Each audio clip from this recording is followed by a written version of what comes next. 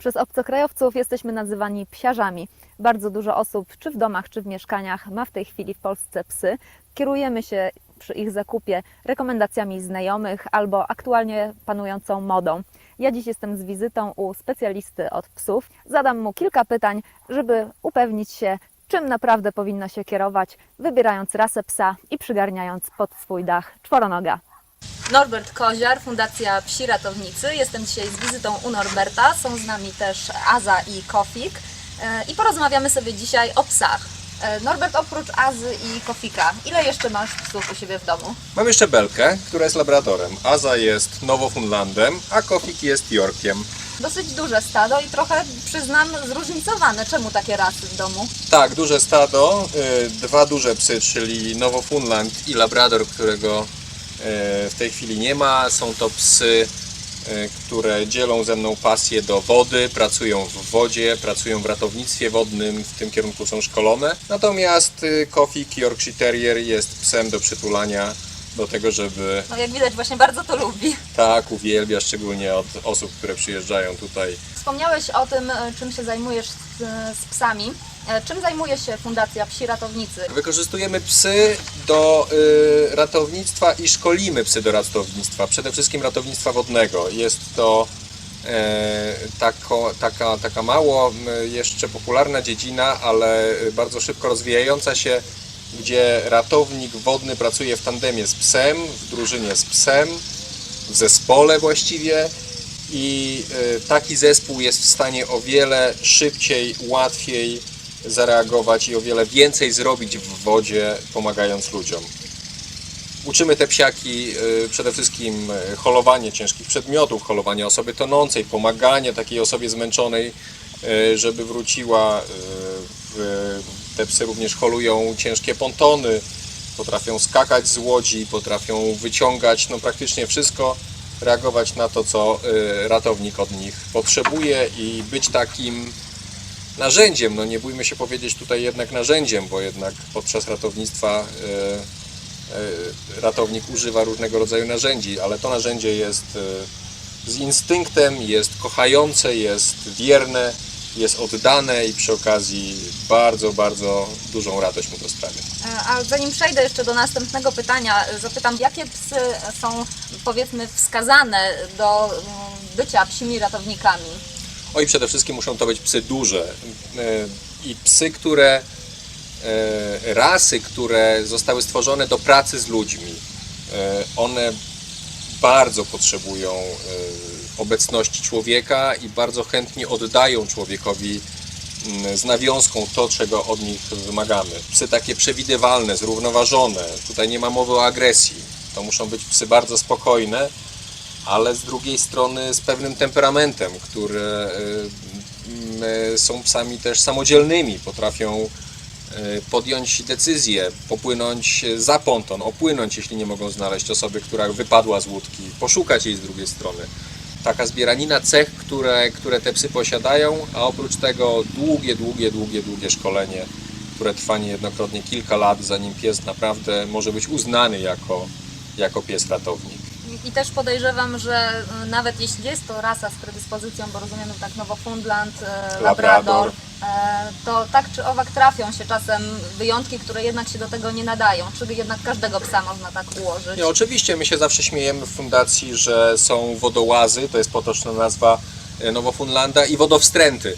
Tak, nie każdy pies nadaje się do tego, tak samo jak nie każdy człowiek lubi biegać, nie każdy człowiek lubi czytać, nie każdy człowiek lubi kino.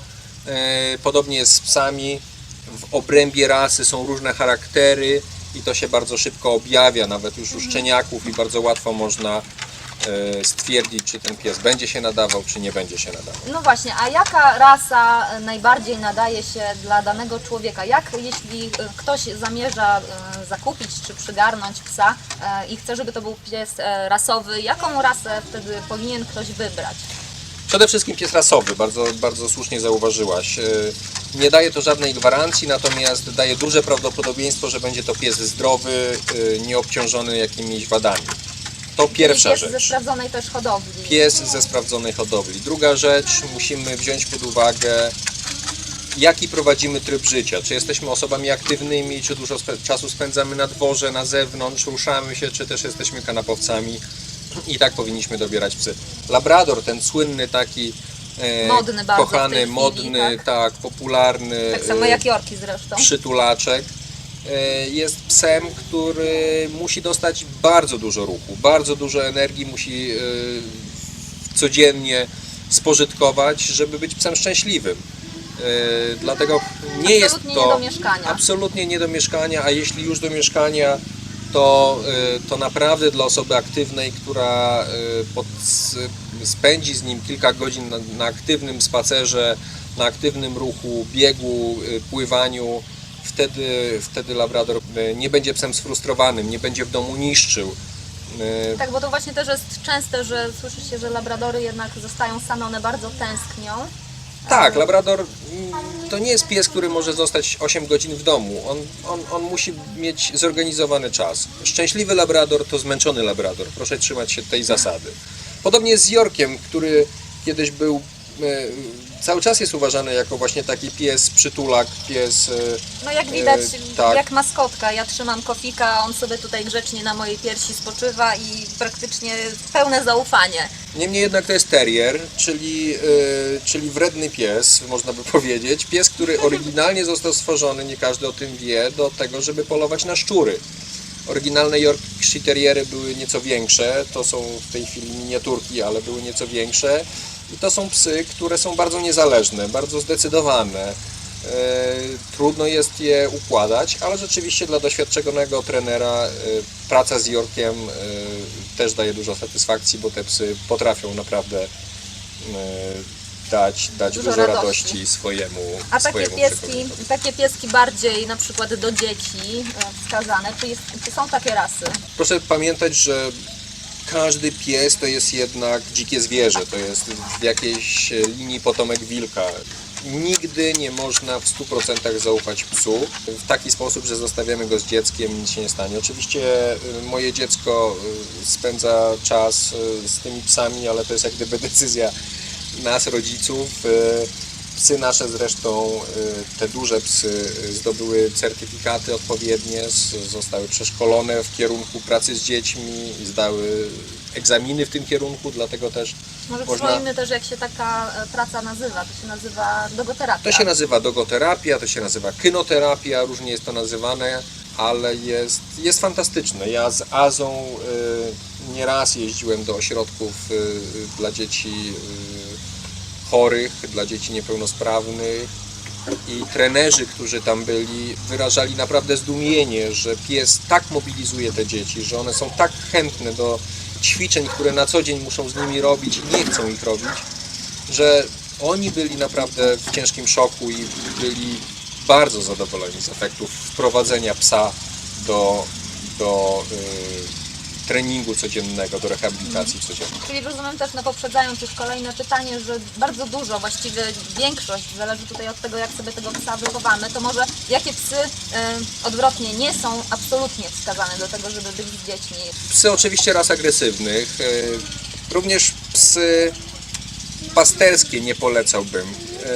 One są stworzone do tego, ich mentalność jest taka, żeby zaganiać stado do środka, najczęściej podszczypując. Tak sobie radzą z owcami, na przykład w Nowej Zelandii. Może się zdarzyć, że będą również podszczypywały dzieci. Nie jest to mocne, ale może to być nieprzyjemne i może to być dla dzieci bardziej wrażliwych, czy bardziej takich wycofanych. Może być to dla nich traumatyczne. I też takie dziecko potem może się też odegrać na takim psie, może dojść do sytuacji, w której nie chcielibyśmy, żeby do niej doszło. Oczywiście, że tak. Ja jestem zakochany w Nowofundlandach, w Labradorach, dlatego będę polecał zawsze te psy. One zresztą też widać są po prostu doskonale ułożone, bardzo spokojne. Więc może przejdziemy do następnego pytania, jak psa sobie dobrze wychować? Tak samo jak dziecko. Oj, Musimy być... To niekoniecznie, bo nie zawsze chyba z tym wychowaniem dziecka dobrze wychodzi. I nie zawsze z psem wychodzi, ale jedno jest ważne, musimy ustalić reguły na samym początku. Wszystko jedno, jakie one będą, ale ustalamy reguły i bezwzględnie przestrzegamy tych reguł.